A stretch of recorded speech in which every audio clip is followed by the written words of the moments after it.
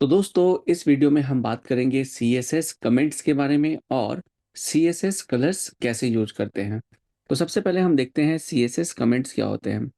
देखिए, कमेंट्स का यूज हम करते हैं कुछ ऐसा लिखने के लिए जो ब्राउज़र पर ना दिखे, ठीक है? तो जैसे सपोज़ आप एक सीएसएस लिख रहे हो, एक स्टाइल दे रहे हो, आप नहीं चाहते कि कोई भी यूज़र उसको डायरेक्टली ब्राउज़र पर देख सके। लेकिन एक कोडर, एक डेवलपर चाहे तो उस कोड में जाकर देख सकता है कि आपने क्या कमेंट लिखा है। कमेंट्स का बेसिकली यूज़ क्या होता है कि आप एक रेफ़रेंस डालते हो कि आपने ये कोड क्यों लिखा है, ताकि मे बी 2-3 महीने के बाद या कोई दूसरा डेवलपर आपके कोड को पढ़े तो उसे समझ में आ जाए कि आपका इस कोड को लिखने का कारण क्या है। तो चलिए यहाँ पर एक एग्ज़ाम्पल है, ये हमारा एक सीएसएस है और इसके अंदर हमने देखिए यहाँ पर कमेंट लिखा है। कमेंट लिखने के लिए एक फॉरवर्ड स्लैश, फिर स्टार और फिर जो भी आप कमेंट लिखना चाहते हो, यहाँ से कमेंट आप लिख लोगे और कमेंट को बंद करने के लिए स्टार और फिर फॉरवर्ड स्लैश। तो इसे हम कहते हैं सिंगल लाइन कमेंट, जब आपको कमेंट एक ही लाइन पर लिखना है। लेकिन कई बार क्या होता है कि कमेंट्स आपके 2-3 लाइन्स के होते हैं, बहुत ज़्यादा आपका कमेंट होता है तो वो 2-3 लाइन्स में चला जाता है। तो उसे हम कहते हैं मल्टी लाइन कमेंट। तो मल्टी लाइन कमेंट के लिए हम यूज़ करते हैं फॉरवर्ड स्लैश स्टार, स्टार्ट करते हैं हम कमेंट, फिर एंटर मारते हैं, कुछ और लिखते हैं और लास्ट में हम सेम स्टार और स्लैश से इसे बंद करते हैं।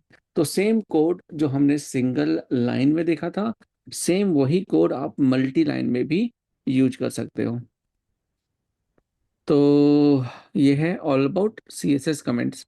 अब देखिए, कई बार क्या होता है कि आप एचटीएमएल पेज पे डायरेक्टली सीएसएस के कमेंट्स लिख रहे हो। जैसे कि यहाँ पर देखिए, ये आपका एचटीएमएल डॉक्यूमेंट है, यहाँ पर आपने सीएसएस भी लिखा है। तो सीएसएस के लिए आप कौन सा कमेंट यूज़ करोगे? ये वाला, है ना? और एचटीएमएल में आपको ऑलरेडी पता है कि कमेंट कैसा होता है, ये होता है। तो ये वाला कमेंट आप यूज़ करोगे एचटीएमएल के लिए और ये वाला कमेंट आप यूज़ करोगे सीएसएस के लिए। चलिए, I hope this is clear to you. Next हमारा है कलर्स। देखिए, कलर्स वैसे तो मैंने आपको एचटीएमएल के ट्यूटोरियल में कंप्लीटली बताया हुआ है। यहाँ पर भी देख लेते हैं, हो सकता है उस चीज़ को रिपीट किया गया हो। तो देखिए, कलर्स एचटीएमएल हो या सीएसएस हो, उसमें अलग-अलग तरीके से यूज़ कर सकते हैं। जैसा कि हम डायरेक्टली कलर का नाम यूज़ कर सकते हैं या फिर हम आरजीबी में बता सकते हैं। आरजीबी का मतलब क्या है? रेड, ग्रीन और ब्लू। या फिर हम हेक्साडेसिमल कोड कलर का दे सकते हैं, या आपका एचएसएल हो सकता है, ह्यू सैचुरेशन लाइट, या आपका हो सकता है आरजीबीए। ठीक है, आरजीबीए का मतलब रेड, ग्रीन, ब्लू के साथ अल्फा। एचएसएलए मतलब ह्यू सैचुरेशन लाइट के साथ अल्फा। तो ये अलग-अलग तरीके हैं जैसे जिसके थ्रू आप कलर्स को यूज़ कर सकते हो। तो सबसे पहले हम जो सबसे आसान है वो यूज़ करके देख लेते हैं। डायरेक्टली कलर को के नाम को लिखना।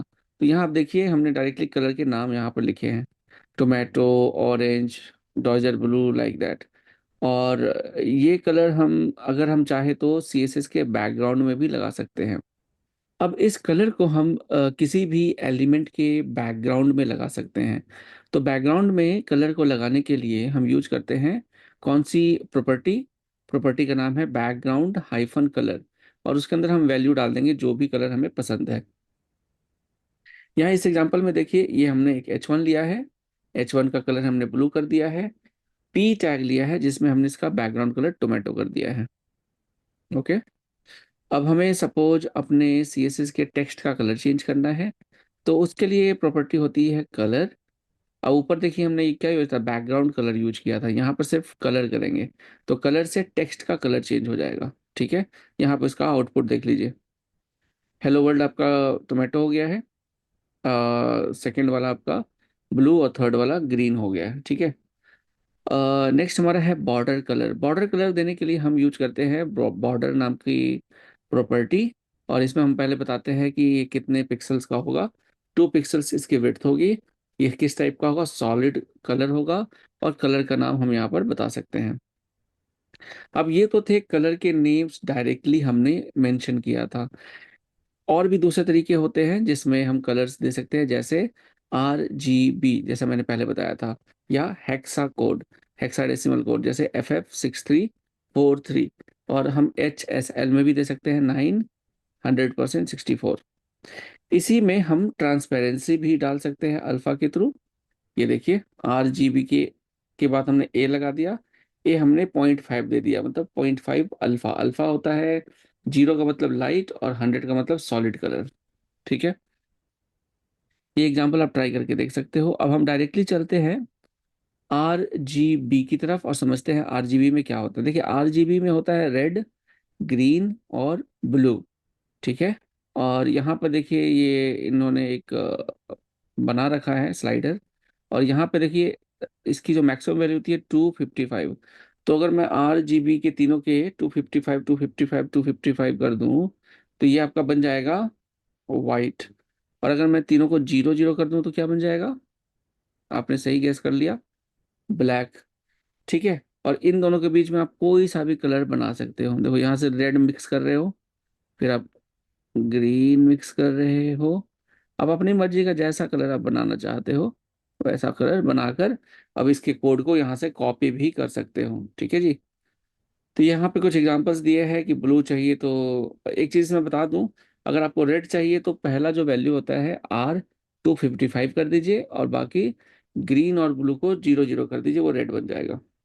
उसी तरीके से ब्लू भी 0 0 255 से ब्लू बन जाएगा, और ग्रीन के लिए 0 255 0। अगर आपको शेड्स ऑफ ग्रे चाहिए तो आप इसमें तीनों के इक्वल वैल्यू ले सकते हो, जैसे 60 60 60, 90 90 90। यहाँ आप देख सकते हो डार्क ग्रे से लेकर लाइट ग्रे सब कुछ बना हुआ है। तो RGB आई होप आपको क्लियर होगा। इसी RGB में अल्फा लगा दोगे तो अल्फा से देखो बेसिकली क्या होता है। अगर मैं अल्फा को देखो 0.5 से 100 करता हूँ तो ये सॉलिड कलर हो जाता है ना। और अगर इसको वापस मैं 0 कर दूं तो ये बिल्कुल आपका वाइट हो जाएगा। ओके, ये देखिए। ऑल राइट, ठीक है। तो आई थिंक ये क्लियर है। नेक्स्ट हम चलते हैं हेक्स पे। देखिए, हेक्स कलर ज़्यादातर यूज किया जाता है।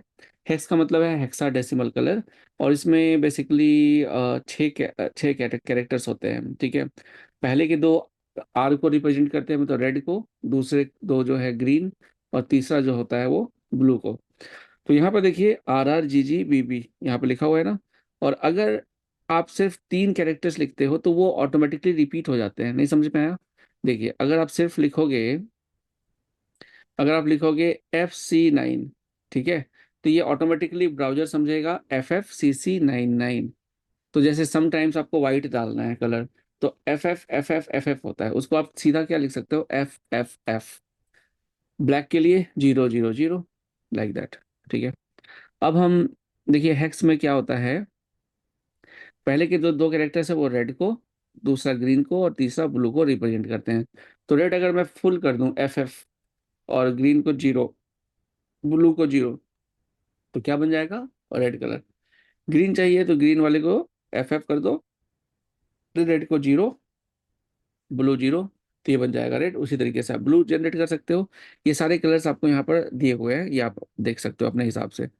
ग्रे के लिए फिर अगेन आप इक्वल वैल्यूज यूज करोगे, 3C 3C 3C, 6 1 6 1 6 1, F9 इस तरीके से। ठीक है, 3 डिजिट हेक्स वैल्यू मैंने ऑलरेडी बता दिया है, तो ये भी आपका क्लियर है। और लास्ट हमारा है HSL का क्या मतलब होता है? ह्यू, सेचुरेशन और लाइट। ह्यू का मतलब होता है एक कलर जिसका जो बेसिकली वैल्यू होता है 0 से 360 तक होता है। ठीक है, ठीक है। तो ये आपका है, तो ये आपका ह्यू हो गया जिसका, तो ये आपका हो गया ह्यू जिसकी सो बेसिकली ह्यू का, तो तो ह्यू की वैल्यू क्या होगी दोस्तों? 0 से 360। 0 का मतलब होता है रेड, 120 ग्रीन और 240 ब्लू। Red, green, blue. ठीक है, सेचुरेशन बेसिकली 1% में होता है, और इसका मतलब होता है कितने परसेंट ग्रे है। ठीक है, तो 100% होगा तो वो पूरा फुल कलर होगा, उससे कम होगा तो उसमें ग्रे का शेड ऐड हो जाएगा। और लाइटनेस का मतलब होता है कितना लाइट है या डार्क है। तो इसमें 100% जो होता है वो होता है वाइट। ठीक है, 100% लाइट हो गया मतलब एकदम वाइट हो गया, और 0 कर दोगे तो ब्लैक हो जाएगा। ये भी परसेंट में होता है। ठीक है, तो अब यहाँ पे भी हम एक्सपेरिमेंट कर सकते हैं ह्यू सैचुरेशन लाइट को। ठीक है, ह्यू सैचुरेशन, ह्यू की वैल्यू देखो 0 से लेकर 360 तक होगा। ठीक है, देखो बढ़ रहा है ना, 325 से 60 तक हो जाएगा। सैचुरेशन आपका ग्रे ऐड होगा इसमें, ग्रे का। ठीक है, और लाइटनेस आपका ब्लैक से लेकर व्हाइट तक। ठीक है जी, तो ये सारे कुछ कलर्स बने हुए हैं। अब इनमें से कोई कलर आपको पसंद होता है तो आप अपने वेब पेज पे यूज कर सकते हो। सैचुरेशन मैंने जैसा बताया कितना इंटेंसिटी ऑफ कलर होगा। ठीक है, 100% प्योर कलर होता है, उसमें कोई ग्रे नहीं होता, लेकिन 50-50 कर देते हो तो वो ग्रे हो जाता है। ठीक है, 50% is 50% grey, but you can still see the colour. ठीक है, उस कलर का 50% करते ही वो ग्रे में कन्वर्ट हो जाता है, मिक्स हो जाता है। और 0% कर दोगे तो वो पूरा का पूरा कंप्लीटली ग्रे हो जाएगा। ठीक है, ये भी आप करके देख लेना। लाइटनेस में वही 0 आपका क्या होता है, ब्लैक होता है, और 100% क्या होता है, वाइट हो जाता है। शेड्स ऑफ ग्रे के लिए आप shades of grey, shades of grey are often defined by setting the hue and saturation to 0। Okay, तो ह्यू और सैचुरेशन को आप हमेशा क्या करोगे, ग्रे का शेड लेने के लिए 0 0 कर दोगे, 0 और 0%। और जो तीसरा नंबर का क्या है, लाइट जो है उसको आप अलग अलग परसेंटेज में कन्वर्ट करके देख सकते हो। तो 0% ब्लैक हो जाएगा और 100% वाइट हो जाएगा, उसके बीच के आपके ग्रे के शेड्स आ जाएंगे। और उसी में फिर अल्फा अगर आप ऐड कर दोगे तो अल्फा में फिर वही 1 जो है आपका कंप्लीट कलर हो जाएगा। और उसमें जितना आप लाइट करोगे 0 तक वो लाइट होता रहेगा। तो आई होप दोस्तों ये आपको कलर्स अच्छे से समझ में आ गया होगा। तो कमेंट्स और कलर्स, आई होप ये दोनों के दोनों टॉपिक आपको बहुत अच्छे से समझ में आ गए होंगे। तो चलिए मिलता हूँ नेक्स्ट वीडियो में। Thank you very much.